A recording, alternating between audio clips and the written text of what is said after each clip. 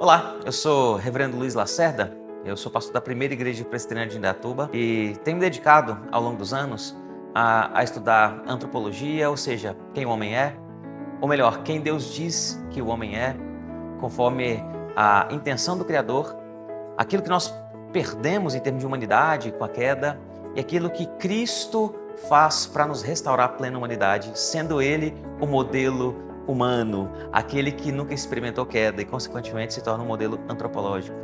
Nesse processo de investigação, eu tenho entendido que a área da antropologia é muito mais ampla do que geralmente as pessoas pensam. É verdade, a antropologia bíblica vai nos mostrar que somos feitos à imagem e semelhança de Deus, mas qualquer assunto inerentemente humano, faz parte da antropologia. Por exemplo, a antropologia se preocupa com sexualidade, uma vez que a sexualidade humana ela é completamente diferente de qualquer tipo de interação sexual de outro animal. A antropologia também se preocupa com ecologia, uma vez que, diferentemente do que os movimentos ativistas ecológicos dizem, a criação não está melhor sem nós, porque a criação não foi feita para existir à parte de nós. Então, a ecologia é uma preocupação antropológica. Mas também a antropologia fala de psicopatologias, ou seja, os problemas que nós temos na alma, no coração. A antropologia se preocupa com o corpo, uma vez que o corpo ele não é possuído, mas ele é parte integral da experiência humana. Quando Paulo vai dizer, ofereçam vossos corpos como sacrifício vivo, ele está mostrando que não é possível você se entregar ao Senhor sem se entregar por completo. A antropologia também, ela lança luz para uma série de questões e desafios que aparecem no nosso tempo, como as disputas de gênero, discussões sobre identidade, e é por isso que frequentemente eu acabo falando sobre esses assuntos, porque a antropologia lança a luz de Deus sobre as trevas humanas que nós somos. Quem e como somos? Essa pergunta ela tem sido feita por várias pessoas, religiosas ou não. O grande impulso do nosso tempo é um pulso de autodescobrimento. Não é à toa que nós temos literatura, filmes, livros, séries que falam sobre isso, sobre esse processo de descoberta do homem. A grande questão é que o homem não foi feito para enxergar a si mesmo sem os olhos de Deus. E se eu não me enxergo e não enxergo as pessoas pela perspectiva de Deus, eu fico perdido. Não é de se admirar que nós tenhamos a presença de várias doenças ou várias coisas que acontecem dentro do coração, como aquilo que nós chamamos de psicopatologias.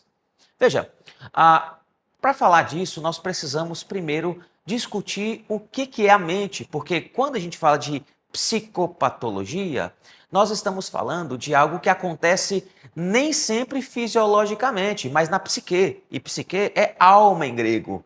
Percebam que o nosso mundo secular ele não consegue se desvencilhar de uma linguagem bíblica, ainda que fale que Deus não exista. Mas o meu ponto aqui é dizer que a ciência ela não é unânime para dizer onde ou de onde vem a mente. Nós temos basicamente duas perspectivas. De um lado, nós temos a perspectiva que vai dizer que nós somos apenas corpo e a mente é um construto fisiológico. Logo, o seu cérebro é sua mente. Aquilo que você pensa, na verdade, é uma emulação dos movimentos de sinapses do seu cérebro. Por outro lado, nós temos aquelas pessoas que vão dizer não, a nossa mente ela não pode ser rastreada fisiologicamente, uma vez que ela é de uma parte imaterial. Então, recapitulando, de um lado nós temos aqueles que não acreditam em alma, em espírito. Do outro lado nós temos aqueles que vão dizer não, existe alma, existe espírito, é daí que vem a nossa mente. É importante dizer que a medicina ela tem essa visão mais materialista. Ela entende que a mente é um construto fisiológico. É por isso que, ao medicar o cérebro ou a fisiologia do corpo, você está medicando a mente. O grande desafio disso é que, se isso fosse verdade, nós resolveríamos as coisas apenas com medicamento. E não funciona bem assim. Por outro lado, nós temos aqueles que têm propostas para tratar o coração, ou a alma, ou a mente, que nem sempre atingem o objetivo de tratamento e frequentemente desenvolve uma relação de dependência entre aquele que faz terapia e o terapeuta. O debate é amplo, é complexo, mas quando nós pensamos em mente, a Bíblia vai dizer que a mente vem do coração. A Bíblia fala que o intelecto vem do coração, a capacidade de pensar, a memória, tanto que quando o anjo aparece para Maria e anuncia que ela vai ser mãe de Jesus, o texto bíblico vai mostrar que ela ouviu aquilo e guardou tudo no coração. Em Lucas 15, vai mostrar que os fariseus e escribas, vendo que Jesus comia com publicanos e pecadores, eles murmuravam no coração. Então, memória, intelecto, pensamentos, tudo isso vem do coração. A nossa mente vem do conceito bíblico de coração, que é o homem interior. Você é aquilo que o seu coração é, e não é à toa que a Bíblia recomenda, sobre tudo que se deve guardar, guarde o coração. Porém, nós temos um debate ainda maior, que quando nós falamos de psicopatologias, a gente precisa parar para pensar o que é uma doença, porque patologia é uma doença. E nós temos dificuldade de encontrar um consenso quanto ao conceito de doença. E o motivo é simples. Ninguém nunca conheceu alguém de fato são. Todos nós já nascemos doentes. Todos nós já nascemos caminhando para a morte. Esse é o efeito da queda em nós. E isso significa que se nós temos uma confusão no conceito de doença, esse conceito pode variar tanto a ponto de aquilo que é considerado doença numa época pode não ser considerado em outra época e vice-versa. E há casos em que coisas da experiência como humana, como a tristeza, passa a ser patológica quando ela se torna persistente. Veja, eu não estou dizendo que nós não sofremos no coração. Também não estou dizendo que coisas como ansiedade, depressão nunca existiram. A Bíblia demonstra, inclusive no relato dos salmistas, homens profundamente tristes, carregados, lamentando. O Salmo 8, por exemplo, vai mostrar que o salmista ele foi marcado nas costas da sua alma. Olha que figura poderosa. Então, nós sempre padecemos no coração, sempre sofremos. A grande questão é que nem sempre isso foi considerado uma patologia. E se nós estivermos chamando de doença aquilo que a Bíblia chama de experiência comum de uma vida caída? E se nós estivermos medicando aquilo que deveríamos sofrer e sentir e ser conduzidos a Deus? Eu não sou contrário a medicamento.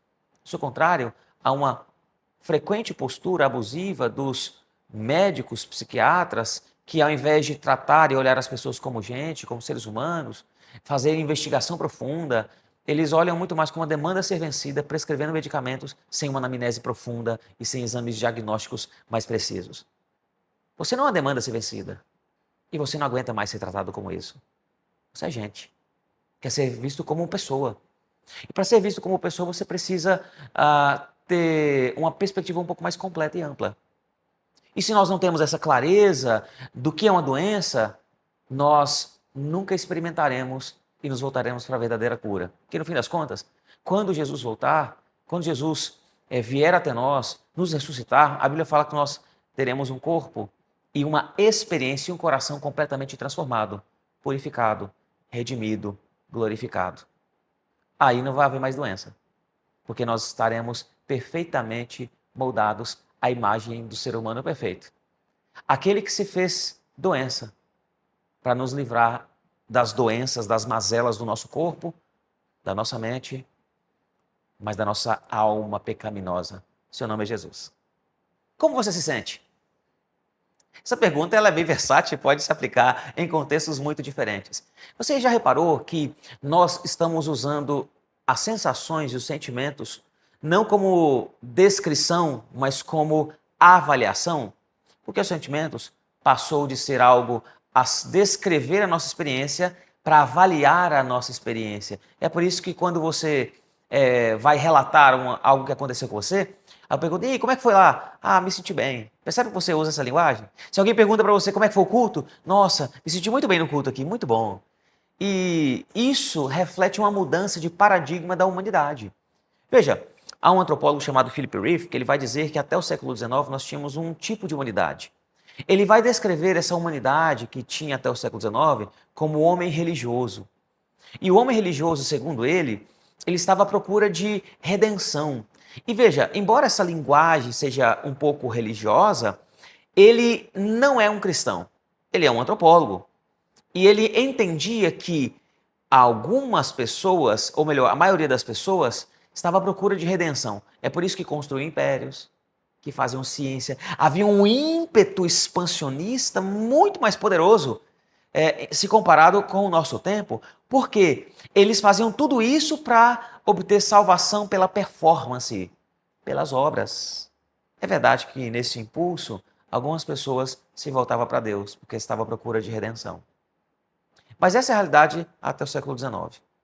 Philip Rieff nota que do século XX em diante, houve uma mudança nos paradigmas da humanidade.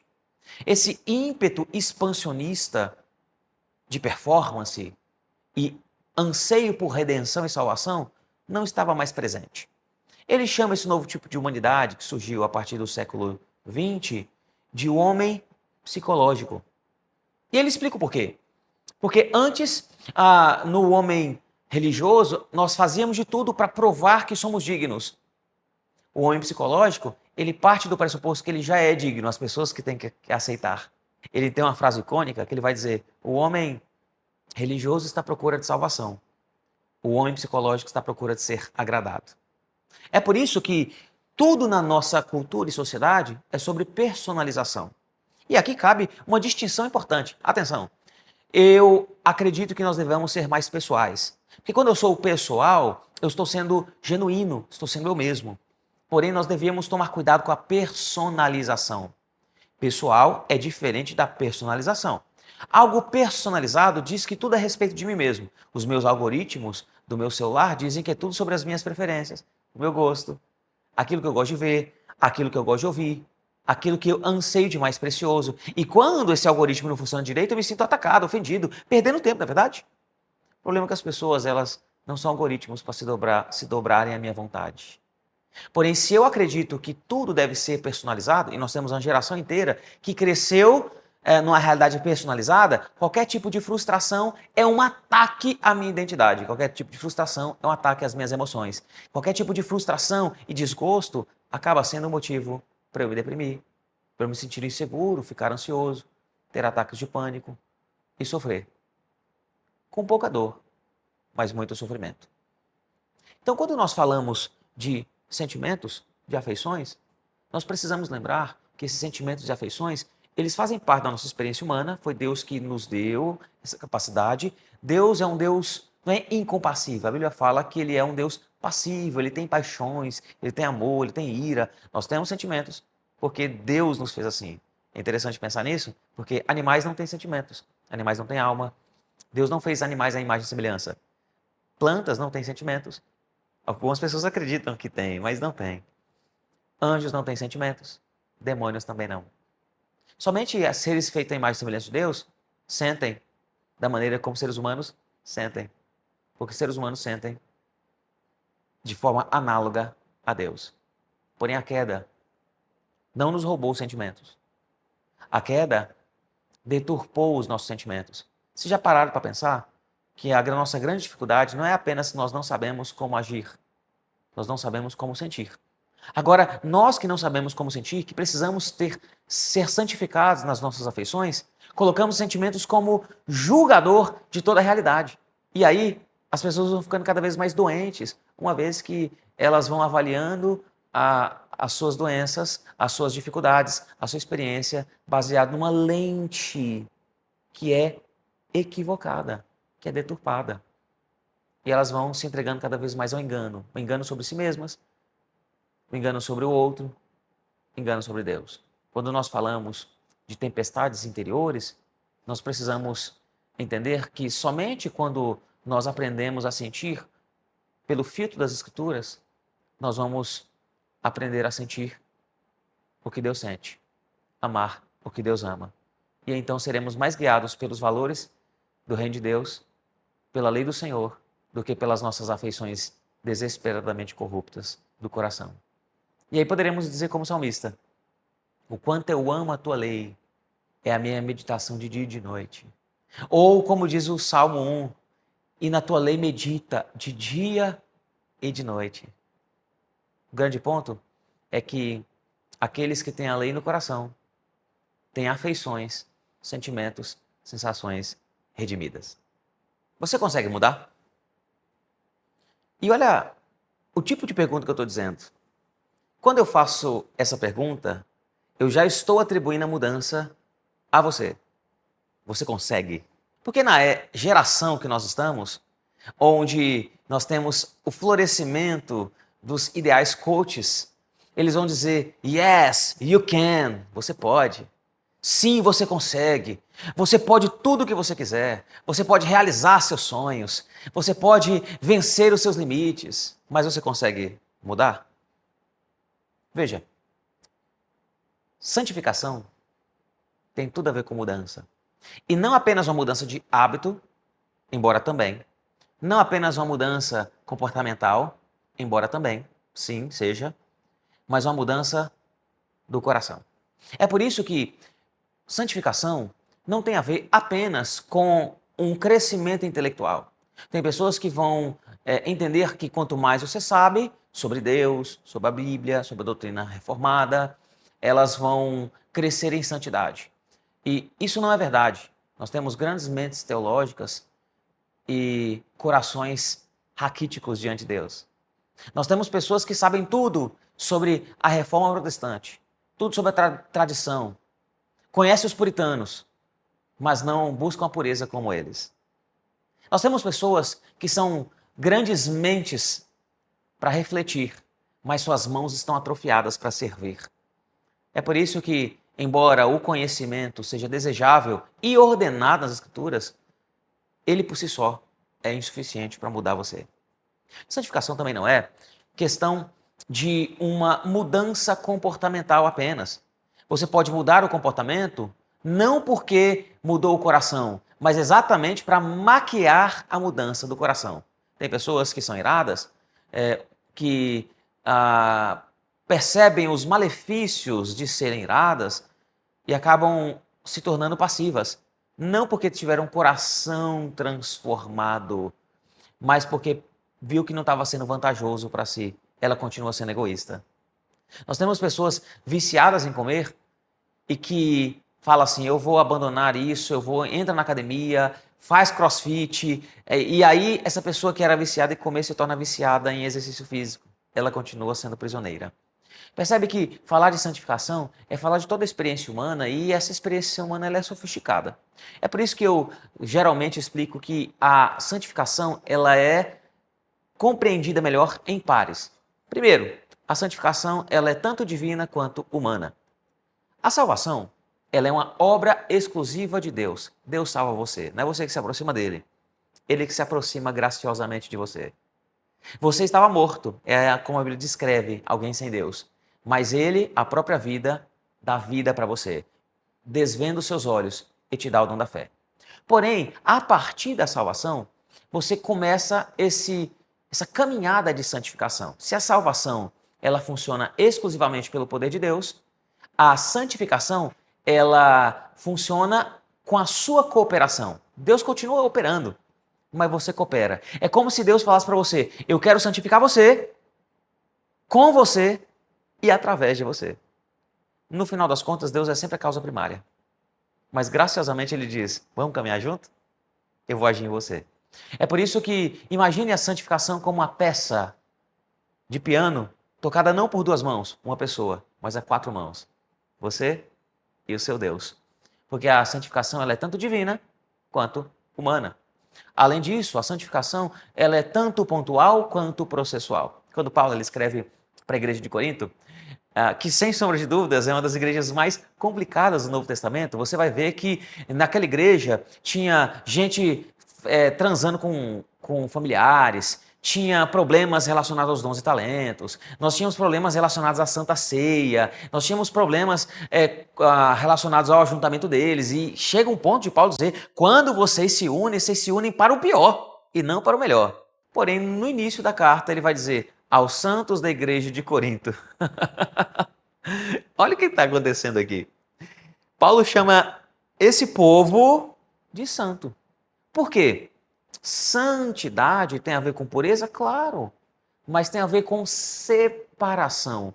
Um povo santo é um povo separado, e aquela igreja era um povo separado pontualmente por Deus. Essa separação quem fez foi Deus, e é por isso que a santificação é pontual.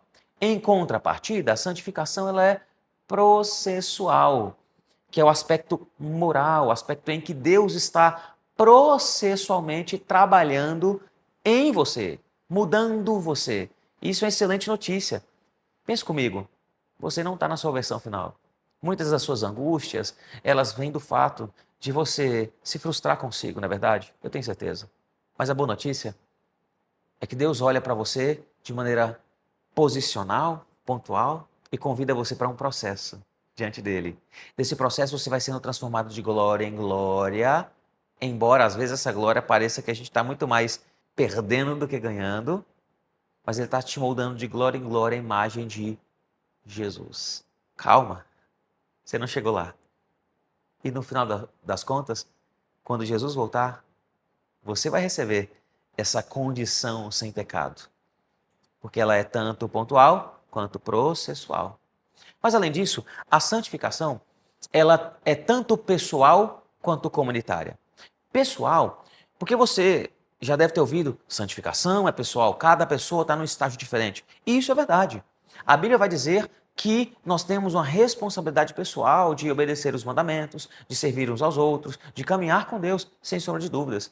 Porém, a mesma Bíblia vai dizer que a nossa experiência comunitária, ela é definidora da nossa santificação pessoal. Ele fala isso de diversas maneiras na Bíblia, mas eu tenho um texto aqui que ele é bem explicativo para isso. Lá em 1 Coríntios capítulo 7, Paulo vai dizer que a esposa santa, crente, santifica o seu marido. Veja, o marido descrente no caso. O marido descrente não se torna crente por causa da esposa crente necessariamente. Então como é que ele pode ser santo? Como é que ele pode ser separado?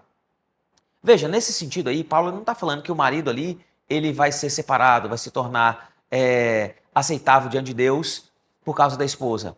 Mas por causa da presença da esposa que é crente, ele deixa de ser tão ruim quanto ele poderia ser se ele não tivesse ela.